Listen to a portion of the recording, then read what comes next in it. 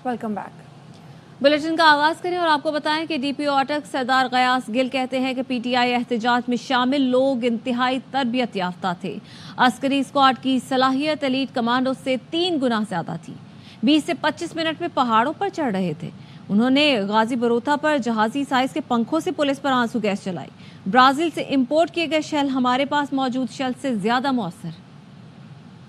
सो professional है कि इनकी operating speed thrice the speed of our elite commandos. 75 degree gradient के पहाड़ ये 20 से 25 मिनट में ये लड़के चढ़ते हैं। 100 से 200 गज 3 से 5 मिनट में ये ट्रैवल करते हैं। इतने ट्रेंड बंदे और इतने हैवीली आर्म्ड बंदे हैं। ये उनका समझ लें कि अटैकिंग अस्करी स्क्वाड है। जितनी कैजुअलिटीज हमारी हो रही हैं वो सब इनकी वजह से हो रही हैं। गाजी बरोथा के मुकाम पर जेट इंजन जो पंखे थे उनके साथ इस कदर गैस फेंकी गई वापस, वो कई किलोमीटर की स्पीड से आई जिसने पेनिट्रेट कर गई सबके अंदर और एक नॉन लीथल चीज को लीथल में कन्वर्ट कर दिया गया। हमारे कई लड़के अनकॉन्शियस हो गए। अभी तक उनके लंग्स डैमेज हैं। कोई कसर नहीं छोड़ी गई कि पुलिस वालों की जान जाए। और हमारी रेस्ट्रेंट देखें, एक बंदा इंजर्ड नहीं है मुजाहिरीन का अटक की हदूद। ये शेल मुजाहिरीन के पास थे। ये ब्राजील की इंपोर्ट है। 4 to 5 टाइम्स इसकी पोटेंसी ज्यादा है हमारे शेल से। बानी पीटीआई की सेहत बिल्कुल ठीक और वो अडयाला जेल में ही है। बानी को 26 नवंबर के बारे में कुछ मालूम नहीं था। चेयरमैन पीटीआई बैरिस्टर गौहर की बानी से मुलाकात के बाद सहाफियों से गुफ्तगू। कहा बानी ने हिदायत की है अरकान कौमी असम्बली और सेनेट इजलास में शरीक हूँ, वहाँ मामला उठाएं। साहब से आज अडयाला जेल में मुलाकात हुई है। प्रोटेस्ट और इसके बाद साथ होने वाले वाकयात पे पहली मर्तबा बहस हुई। खान साहब को इसका कोई पता नहीं था कि 26 तारीख को क्या हुआ है। आप सब लोगों ने जो बाहर निकले हैं उनको खान साहब खिराज तहसीन पेश करते हैं।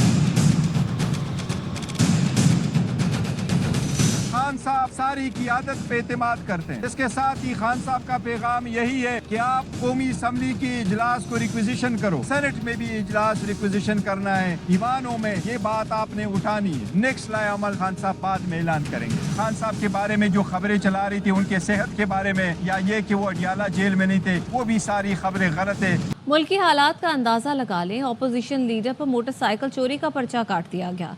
कायदे हिज़्ब इख्तिलाफ उमर अयूब कहते हैं कि मेरी गाड़ी को न जाने कहाँ ले गए, उसमें मौजूद पैसे भले रख लो लेकिन ATM कार्ड्स और गाड़ी तो वापस कर दो।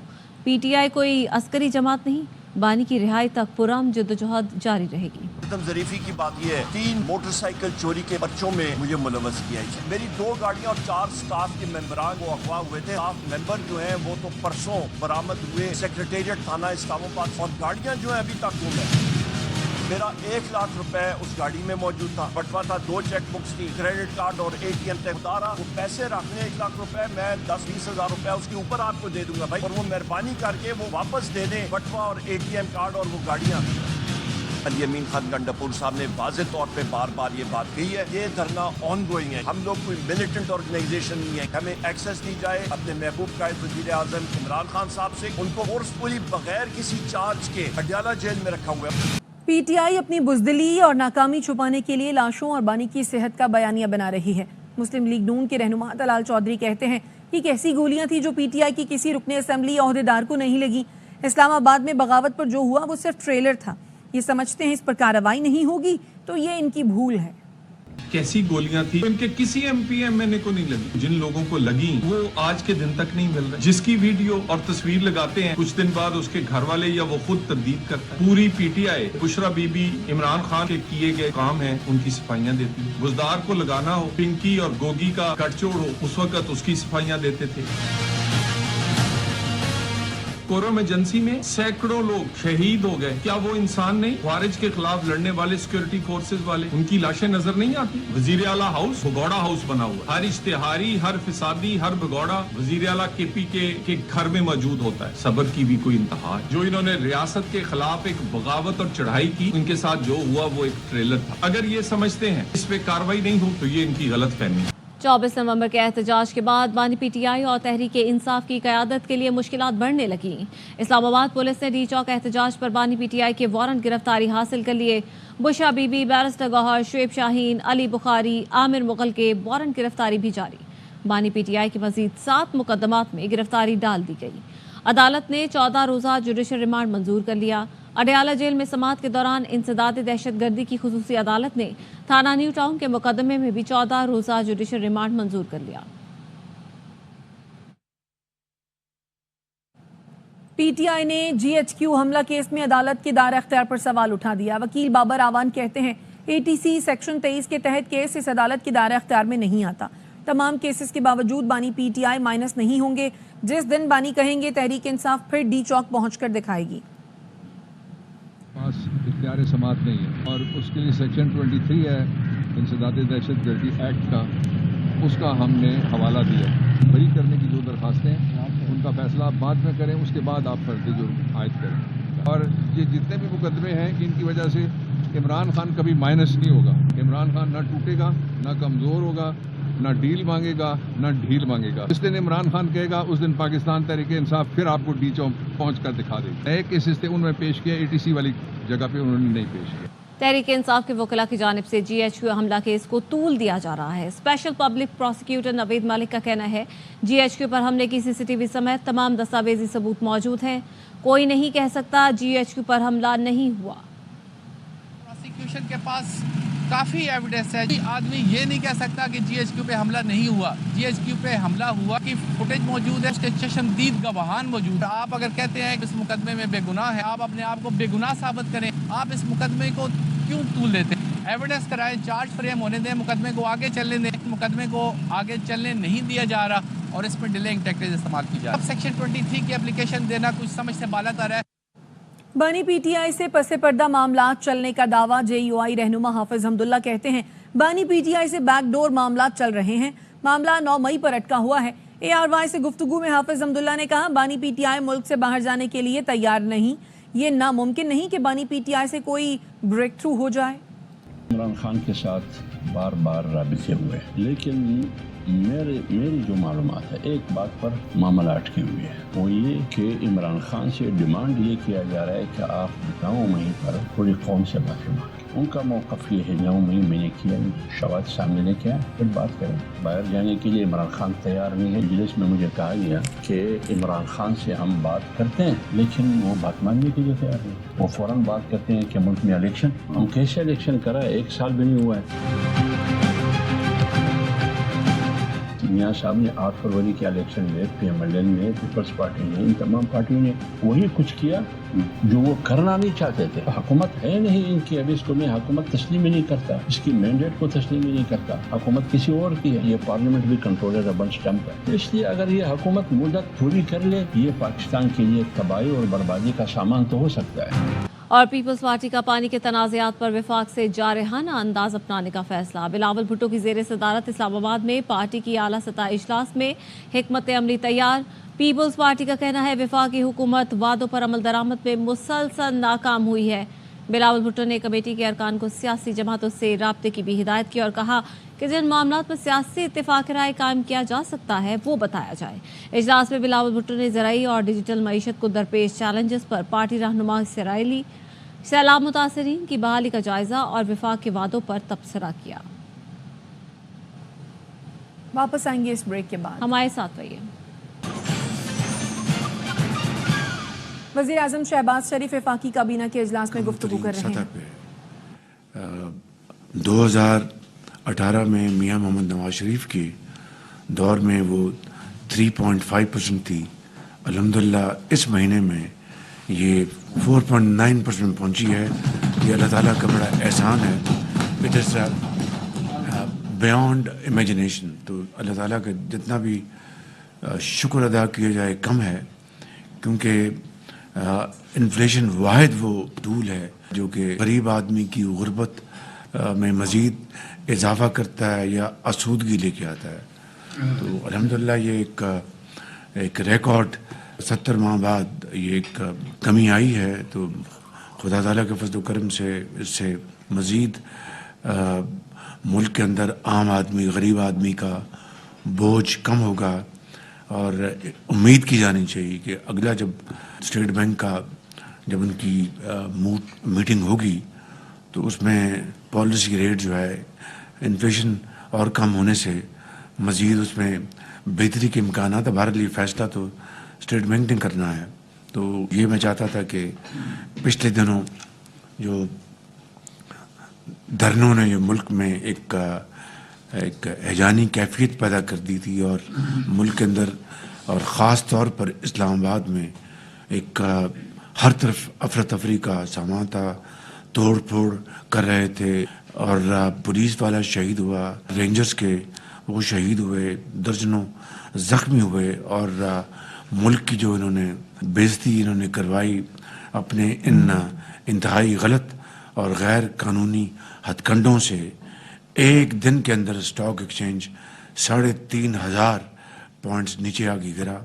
لیکن جو ہی اس رات ڈی چوک سے اور پیچھے جب ہٹے تو اگلے دن اسٹاک ایکسچینج نے دوبارہ باؤنس بیک کیا، اور نہ صرف پچھلے دن کے جو لاسز تھے ان کو میٹیگیٹ کیا بلکہ جو گینز آئے. تو میں سمجھتا ہوں کہ یہ ایک بیرومیٹر ہے کہ اگر سینٹیمنٹ پازیٹیو ہو تو معاملات بڑی تیزی سے آگے بڑھتے ہیں. تو سینٹیمنٹ الحمدللہ پازیٹیو ہے، آپ کا انفلیشن مزید کم ہوئی ہے، اور اب میں سمجھتا ہوں کہ ہمیں اب گروتھ کی طرف بڑھنا ہے، اور ہمیں بالکل فوکسڈ اپروچ سے گروتھ کی طرف بڑھنا ہے. کس طرح ہم اپنے جو معاشی استحکام کے ساتھ اپنی جی ڈی پی میں اس میں ترقی لے کے آئیں، ملک کی economy, exports, remittances, production, local industry, employment, special economic zone, یہ سارے وہ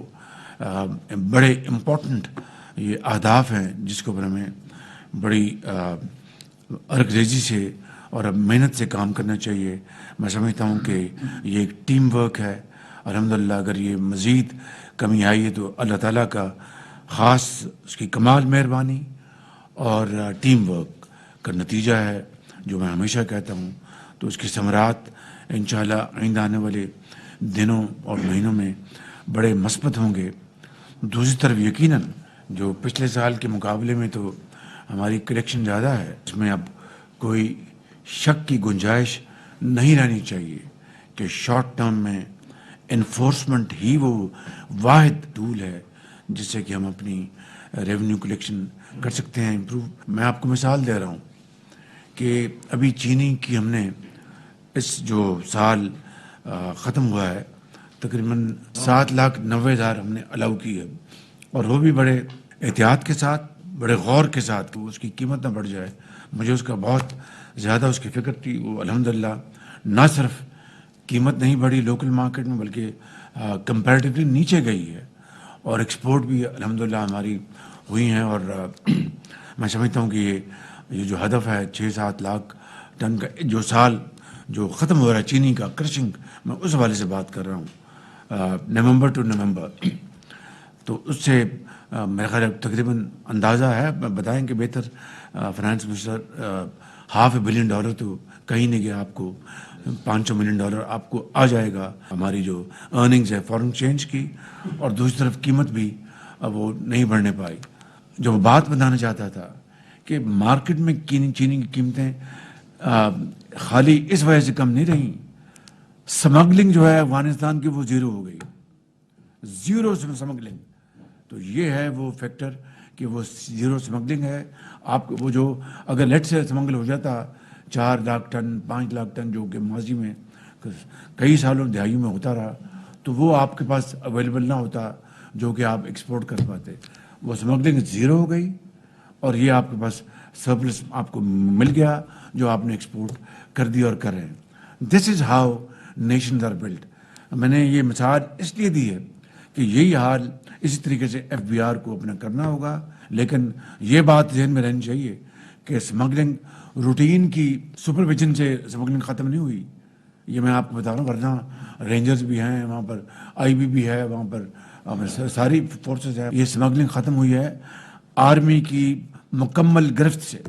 اس کی وجہ سے یہ سمگلنگ زیرو ہو گئی اور یہ پاکستان کو فائدہ پہنچا. تو میں آپ کی خدمت میں یہ عرض کرنا چاہتا ہوں کہ یہ افغانستان جو سمگلنگ والا فارمولہ ہے وہ آپ کے اوپر اپلائی نہیں ہونا چاہیے. آپ کو اللہ نے موقع دیا ہے، آپ کی کمٹمنٹ ہے، آپ کی قابلیت ہے، بہترین لوگ میدان میں اتاریں اور یہ انفورسمنٹ کریں.